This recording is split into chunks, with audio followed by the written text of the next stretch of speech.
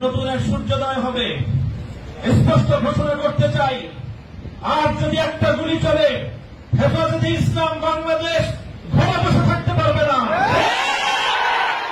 আমার সন্তানের লাশ নিয়ে আমরা কবরস্থানের দিকে যাব না।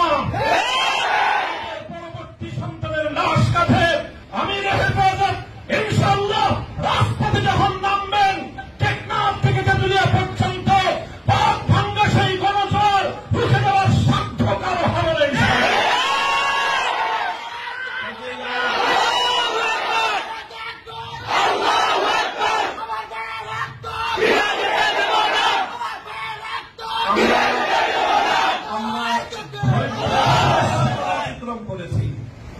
পরিস্থিতি এভাবে যদি চলতে থাকে, আর যদি আমাদের দেশের জনগণের নিরাপত্তার দায়িত্বে নিয়োজিত আইন শৃঙ্খলা রক্ষাকারী বাহিনী বুলেট যদি আর বন্দুকের নল থেকে আরেকটি বুলেট ছুড়ে, তাহলে বাংলাদেশের পরবর্তী গণ অভ্যুত্থান অবশ্যম্ভাবী হবে।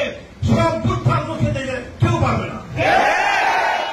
আমরা আল্লাহ পাক রব্বুল আলামিনের কাছে দোয়া করব, যারা বৈষম্যের বিরুদ্ধে জীবন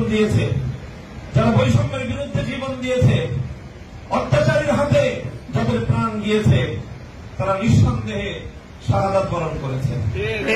কাজে সেই শহীদদের আত্মার মাগফিরাত শুধু নয়, বরং শহীদদের শাহাদাতের কবুল হওয়ার জন্য আমরা দোয়া করবো আল্লাহর কাছে। এবং সেই শহীদদের উসিলায় আল্লাহ যেন আমাদের আগামী প্রজন্মকে এভাবে সকল বৈষম্য, জুলুম, অবিচার, অন্যায়ের বিরুদ্ধে রুখে দাঁড়াবার এক অদম্য সাহস যেন আল্লাহ পরবর্তী প্রজন্মের বুকে বুকে দান করেন, সেই দোয়া ইনশাআল্লাহ আমরা করবো। আখিরু দাওয়ানা আলহামদুলিল্লাহি রাব্বিল আলামিন।